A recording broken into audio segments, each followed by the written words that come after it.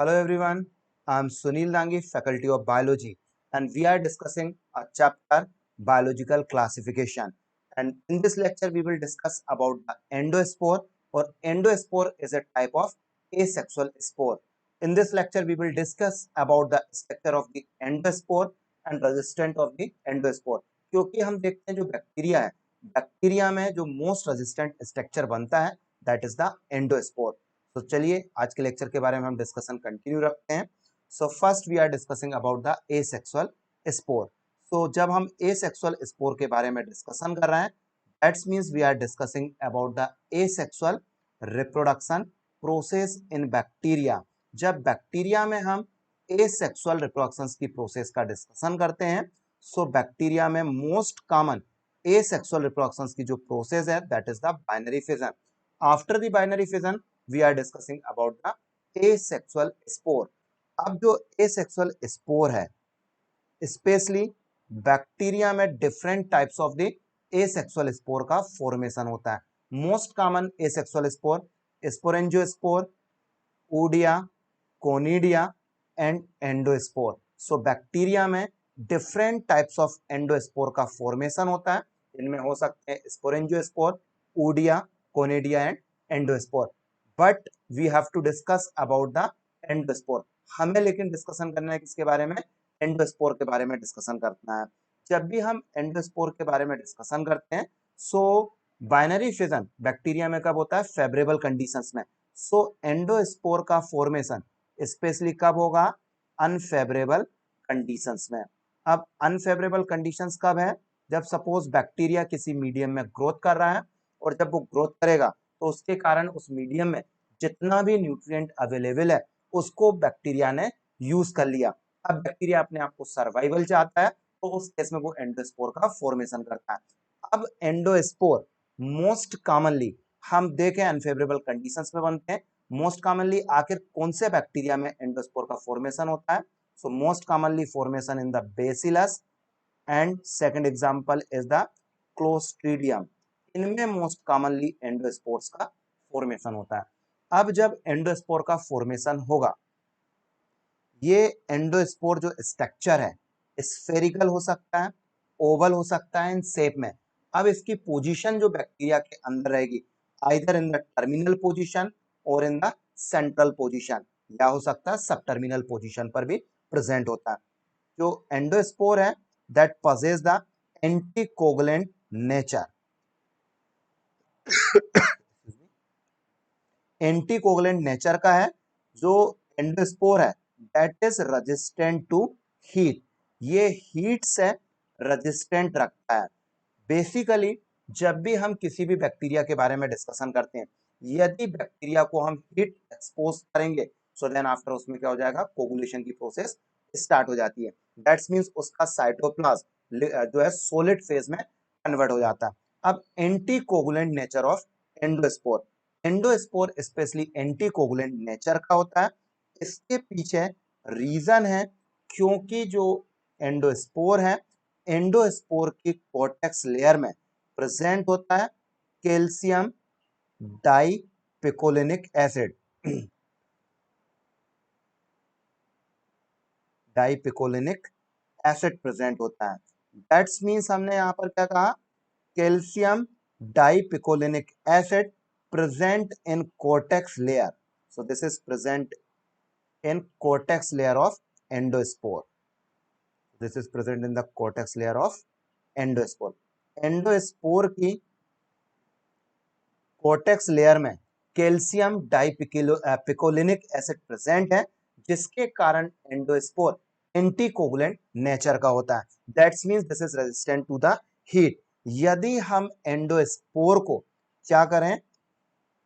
Expose कर दें to high temperature. So that's means हमने इसको हाई टेम्परेचर पर एक्सपोज किया 100 डिग्री सेंटीग्रेड पर, तब भी एंडोस्पोर जो है कोगुलेशन नहीं होगा, डिस्ट्रॉय नहीं होता है क्योंकि इसकी कोर्टेक्स लेयर्स में कैल्शियम डाइपिकोलिनिक एसिड्स प्रेजेंट होता है.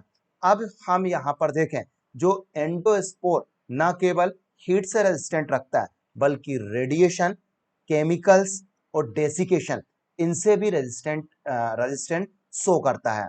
अब जब हम एंडोस्पोर के स्ट्रक्चर के बारे में डिस्कशन करते हैं, सो एंडोस्पोर के स्ट्रक्चर में सबसे पहले प्रेजेंट होता है सेंट्रल कोर।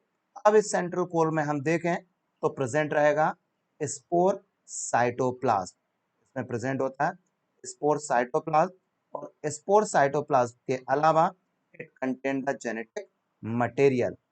अब देखिए जो जेनेटिक मटेरियल प्रेजेंट होते हैं that will be the DNA और आरएनए इसमें प्रेजेंट रहेगा, जबकि स्पोर साइटोप्लाज्म में प्रेजेंट है प्रोटीन है, लिपिड्स है और दूसरे मिनरल्स प्रेजेंट होते हैं लाइक लिपिड्स एंड दूसरे minerals like as the calcium, manganese, different यहाँ पर मिनरल्स प्रेजेंट रहेंगे।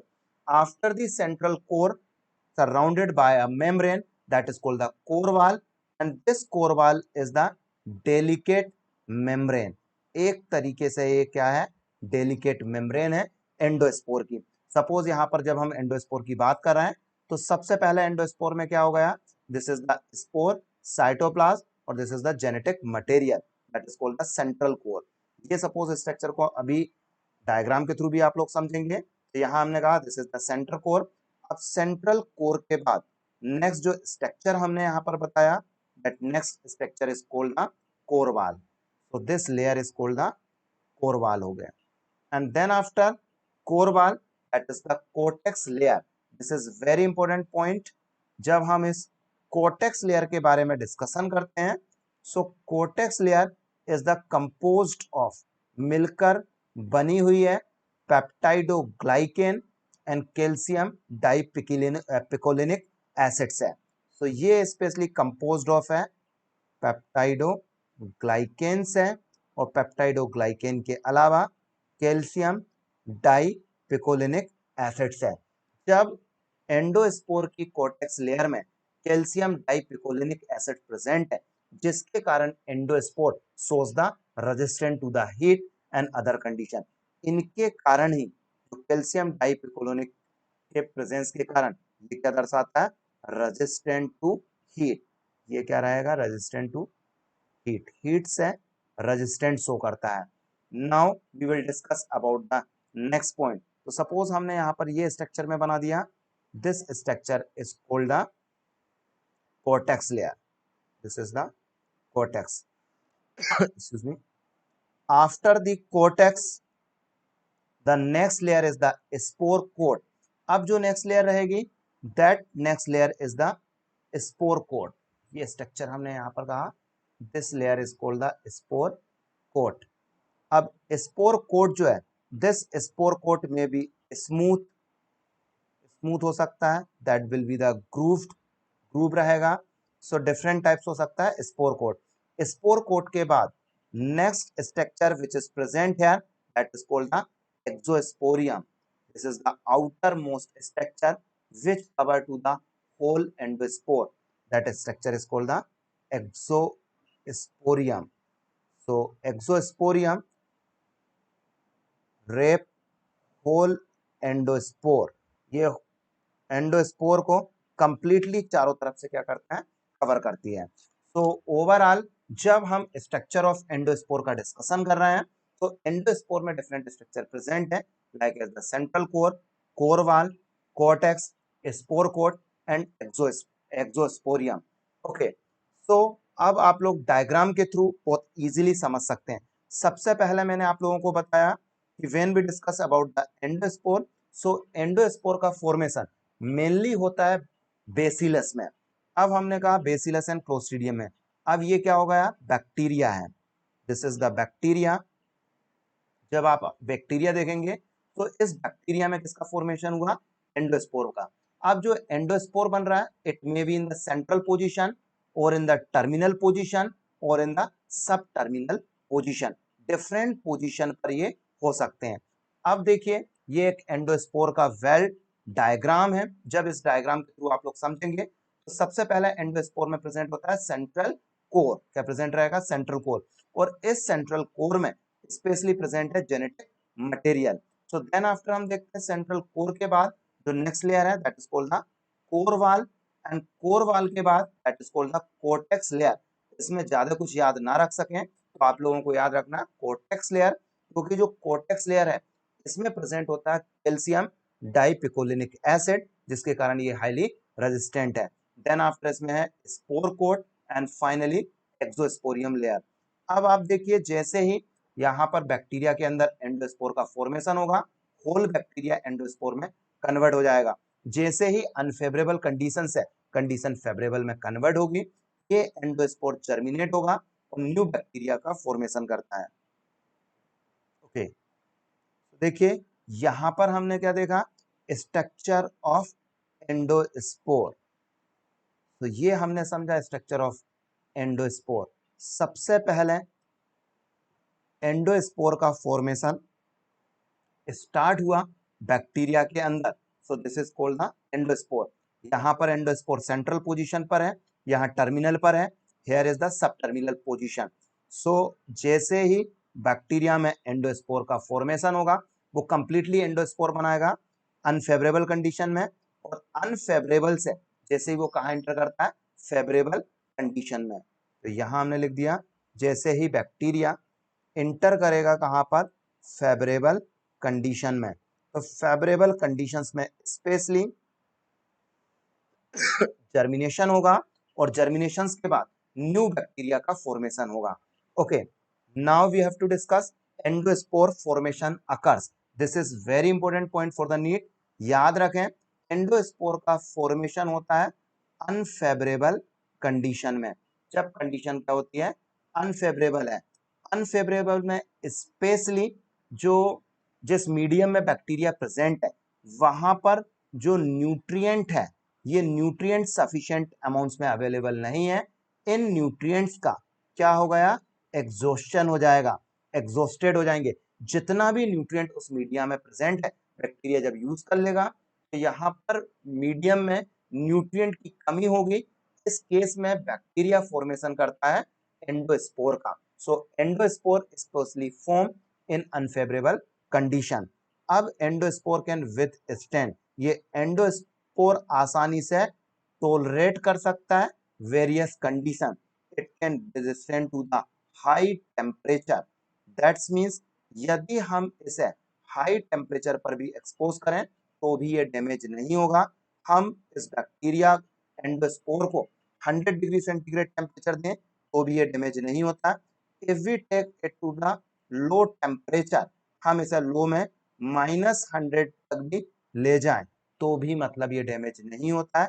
साथ में जो एंडोस्पोर है, endospore resistant to the pasteurization process. इस पर जो पास्चुराइजेशन प्रोसेस है, इसका भी कोई इफेक्ट नहीं होता है। This is unharm to pasteurisation process. और पास्चुराइजेशन क्या है, तो pasteurisation is a special process for the package food material like as the milk and juice. Pasteurisation किया जाता है तो इस प्रोसेस में जो मतलब पैकेज मटेरियल है लाइक एज द मिल्क या फिर जूस को स्पेशली एक्सपोज करते हैं माइल्ड टेम्परेचर पर। यहाँ पर पास्चुराइजेशन में एक्सपोज करते हैं जो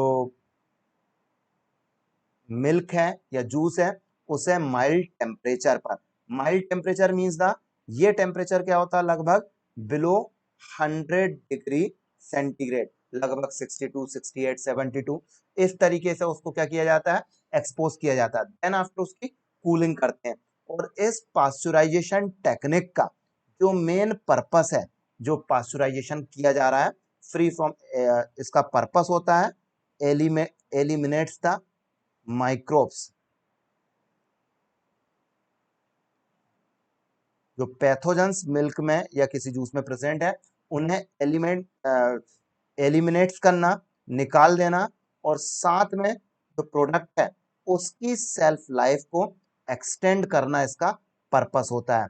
सो देखिए, बैक्टीरिया को यदि हम पास्चुराइज करें तो बैक्टीरिया की डेथ हो जाती है, लेकिन यदि जूस और मिल्क में क्या है, एंडोस्पोर है, सो एंडोस्पोर का पास्चुराइजेशन का कोई इफेक्ट नहीं होता है।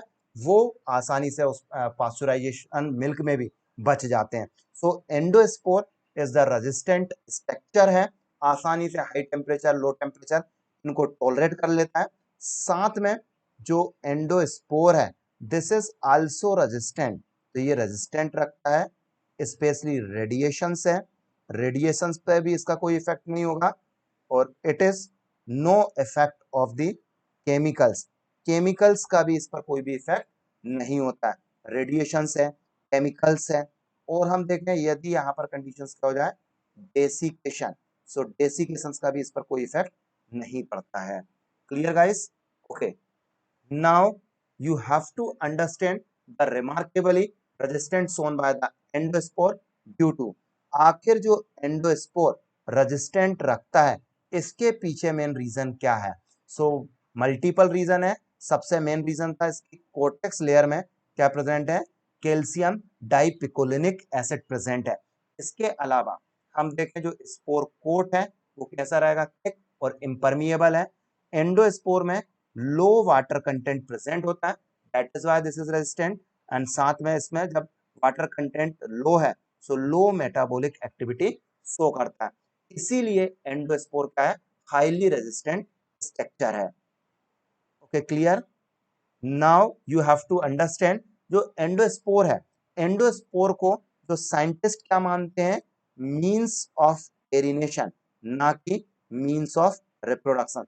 अधिकांश साइंटिस्ट इसको रिप्रोडक्शन की मेथड ना मानकर मींस ऑफ एरिनेशन मानते हैं। Means of perennation means the structure which is form in a unfavourable condition, जो कि अनफेवरेबल कंडीशंस में बनते हैं और ये अपने अंदर फूड मटेरियल और दूसरे नेसेसरी मटेरियल को स्टोर रखते हैं, और जैसे ही अनफेवरेबल से फेवरेबल में आएंगे तो ये जर्मिनेट होकर न्यू ऑर्गेनिजम्स का फॉर्मेशन करते हैं। मींस ऑफ पेरिनेशन मानने का रीजन है क्योंकि वन बैक्टीरियम, यहां पर एक बैक्टीरिया है और इस एक बैक्टीरिया में सिर्फ और सिर्फ वन एंडोस्पोर का ही फॉर्मेशन होता है। So that is why this is consider as a means of perennation. यदि एक बैक्टीरिया के अंदर 2 3 4 मतलब एक से ज्यादा एंडोस्पोर बनते हैं देन आफ्टर हम उसको रिप्रोडक्शन मानते हैं, सो ज्यादा बेहतर था। दैट्स मींस ये स्ट्रक्चर अनफेवरेबल कंडीशंस में बन रहा है क्योंकि एक बैक्टीरिया के अंदर सिर्फ और सिर्फ एक ही एंडोस्पोर बनता है। So that is why this is called the means of perennation. So देखिए अभी तक मैंने आप लोगों से डिस्कशन किया एंडोस्पोर के बारे में, एंडोस्पोर का स्ट्रक्चर, एंडोस्पोर कौन कौन से कंडीशंस को आसानी से विदस्टैंड कर सकता है। एंडोस्पोर रेजिस्टेंट स्ट्रक्चर है और इसके रेजिस्टेंट होने के पीछे रीजन कौन सा है, जैसे थिक और इम्परमिएबल स्पोर कोट है, लो कंटेंट वाटर है, लो मेटाबॉलिक एक्टिविटी है, और इसकी कोर्टेक्स लेयर में क्या प्रेजेंट होता है, calcium dipicolinic acid present in the cortex layer of endospore. जो एंडोस्पोर है इस एंडोस्पोर की कोर्टेक्स लेयर में कैल्शियम डाइपिकोलोनिक एसिड प्रेजेंट होता है। आई होप ये लेक्चर आपको 100% समझ में आया होगा। यदि आपको लेक्चर समझ में आया है so like, subscribe and share my channel with your friend. Thank you very much.